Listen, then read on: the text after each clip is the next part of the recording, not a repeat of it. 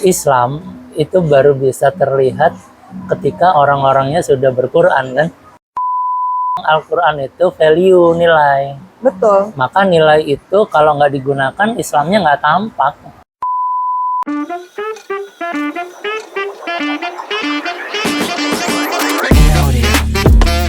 Assalamualaikum warahmatullahi wabarakatuh. Waalaikumsalam warahmatullahi wabarakatuh. Nina Tamam di sini. Panas Pol. Asli, langsung kipasan. Ya Allah, Re. Masya Allah. Kamu tuh punya koleksi kaos berapa banyak sih? Sengaja untuk konten. Waktu itu apa namanya? Masih kafir. Sekarang belum beriman. Belum beriman. Apalagi nih? Loh, Maksudnya inget loh, apa? beriman tahu nggak? Beriman tuh apa maksud beriman? Nggak tahu. Beriman? Nggak tahu. Apa Beneran? maksudnya? Nggak, maksudnya apa? Beriman itu kan Tahu kan guys, nggak tahu, teman-teman kasih Oke, tahu. oke. Jadi gini kan sering kita dibilang, kamu udah beriman belum gitu kan. Kebanyakan dari kita itu mengartikan beriman itu percaya kan. Iya. Padahal beriman itu sebenarnya ada 3 faktor yang membuat kita harusnya beriman. Yang percaya itu diniatkan dalam hati. Betul. Kedua diucapkan dengan lisan. Yang terakhir dilakukan dalam segi perbuatan. Betul. Baru kalau 3-tiganya itu bisa kita lakukan, itu beriman gitu Mbak. Dan menurut saya itu susah, makanya saya bilang saya masih belum beriman. Kenapa belum beriman? Padahal kan kamu, menurut aku tuh udah melakukan 3 hal itu ya. Sesimpel gini loh guys. Kalau misalnya apa namanya dibaca nggak boleh melakukan ini gitu di ayat Quran gitu kan. Menurutku kamu tuh udah melakukan itu gitu loh.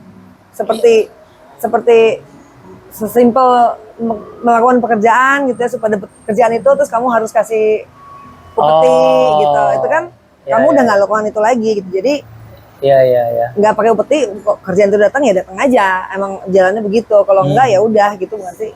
Enggak, jadi yang tahu beriman enggaknya sebenarnya kan diri kita sendiri Mbak. Oh iya, benar-benar. Ada kalanya kan gini, kita yakin sama Allah. Tapi seberapa kita yakin kalau Allah itu melihat kita? Aku rasa banyak yang nggak yakin kalau Allah ngelihat deh. Buktinya itu lagi di sidang sampai anak cucu semuanya minta jatah. Iya, Kita makanya. bayar pajak, dia Iya. jatah skincarean. Emosi. Artinya yang tahu kadar beriman itu ya diri kita masing-masing kan.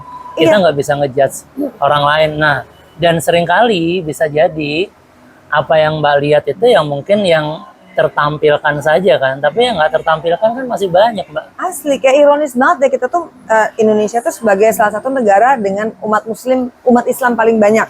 Sekarang Pakistan.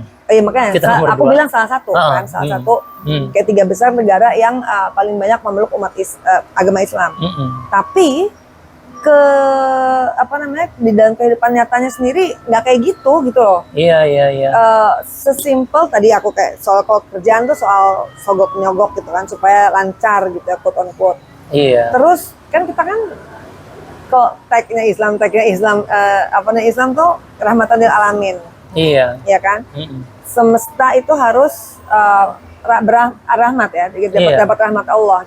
Artinya apakah itu hewan, apakah itu tumbuhan, semuanya harus dapat perlakuan yang sama. Iya. Gitu kan? Adil itu artinya ya adil ya, diperlakukan adil-adilnya. Jangan sampai kayak kemarin tuh aku baca kasus anjing dibunuh sama di Bondowoso, di Jember gitu.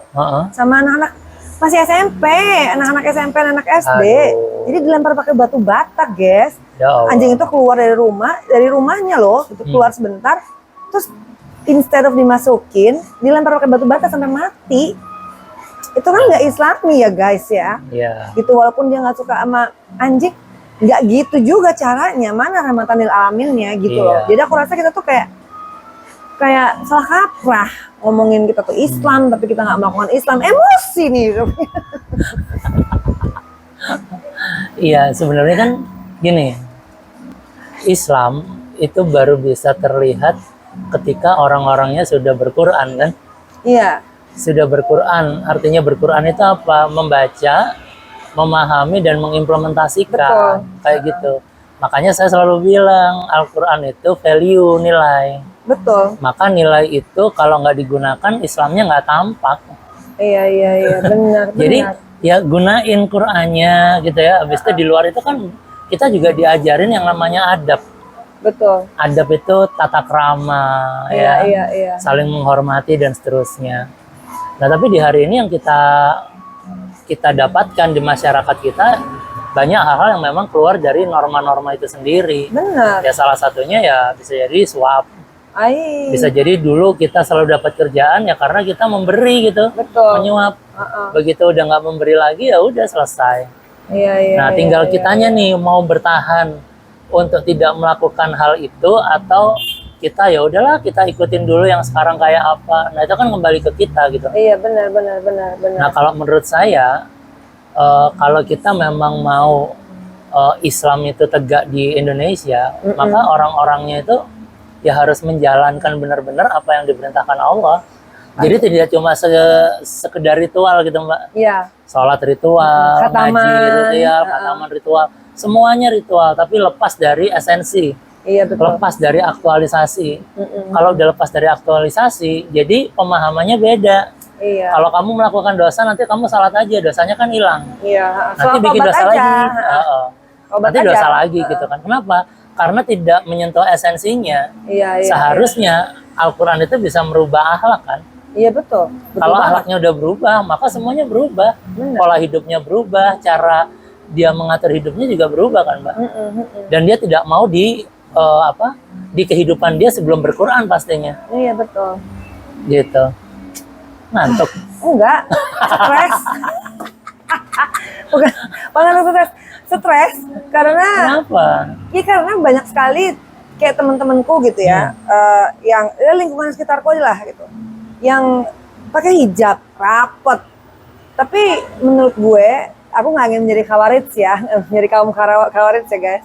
Tapi maksudku, ayolah kalau emang udah pakai hijab, kita sama-sama mencoba benahi diri untuk benar-benar mengamalkan Al-Qur'annya gitu loh.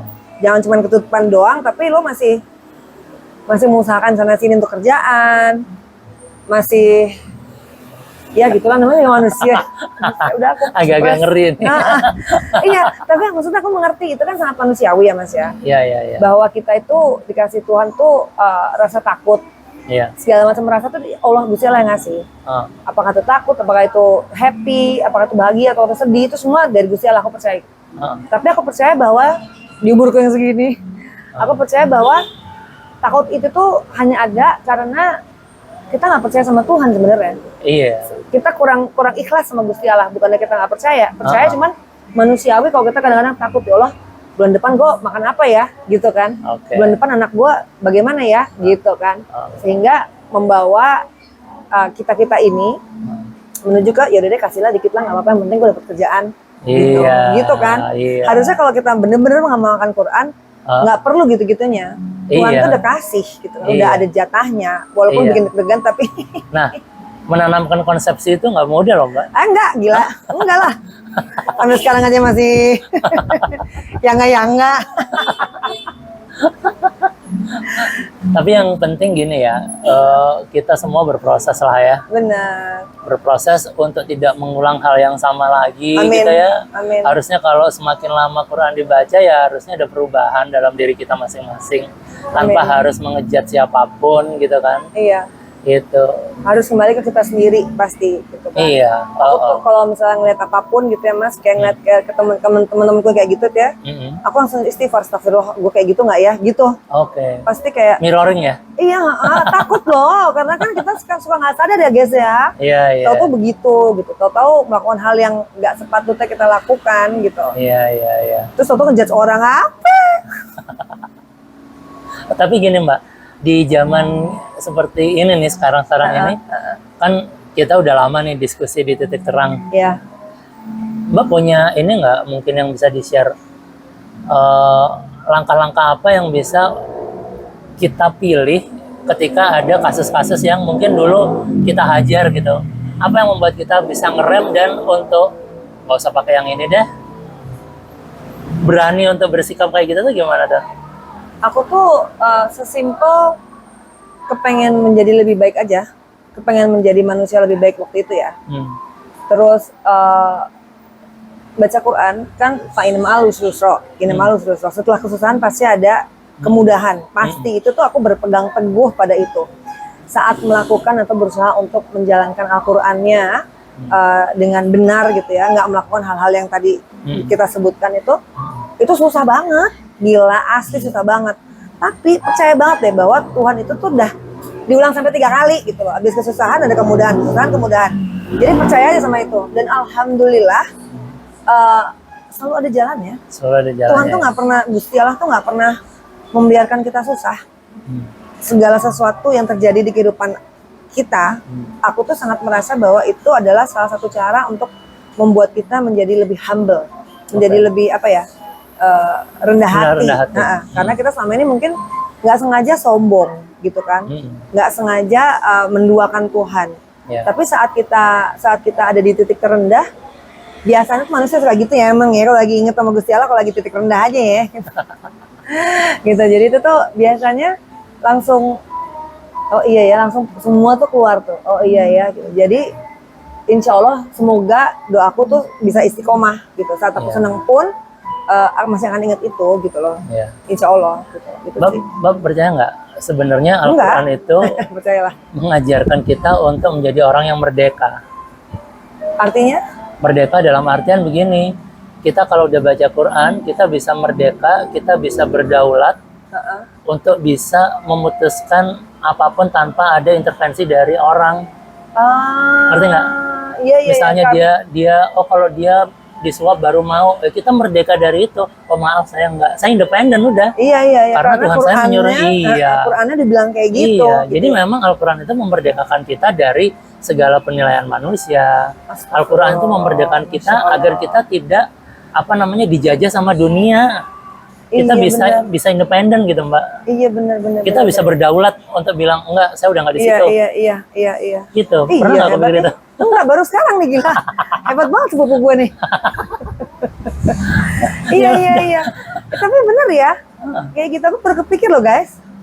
Iya. Terima kasih ya. Karena selama ini nih mau menjalankan hal-hal itu ya, kayak menjalankan Al-Quran itu gampang-gampang susah. Bener gampang-gampang susah gitu.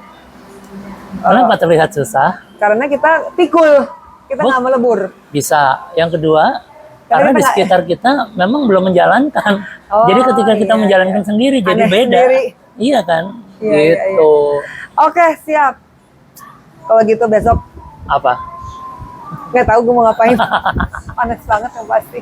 Ya udah. Semoga tetap istiqomah. Aku doanya gitu. Semoga tetap istiqomah. Semoga tetap bisa menjalankan Al-Quran tanpa harus merasa terpaksa. Gitu ya. Terus semoga menjadi orang yang merdeka. Amin. Bisa berdaulat atas keputusannya. Amin. Sehingga dia mencapai orang dengan kesadaran diri yang penuh. Amin. Dan satu lagi yang kamu sering bilang apa? Selalu dalam titik nol ya, Zen. Iya benar. Jadi membuat kita tidak merasa lebih baik dari orang lain. Ya, terserah orang mau terserah orang lain mau ngapa-ngapain. Kita mau begini aja. Udah ya? Udah ya? Udah. Oke. Kalau gitu kita sampai di sini dulu. Kita ketemu lagi kapan nih, Mbak? Kapan. Oke, Wiwit pamit. Wassalamualaikum warahmatullahi wabarakatuh.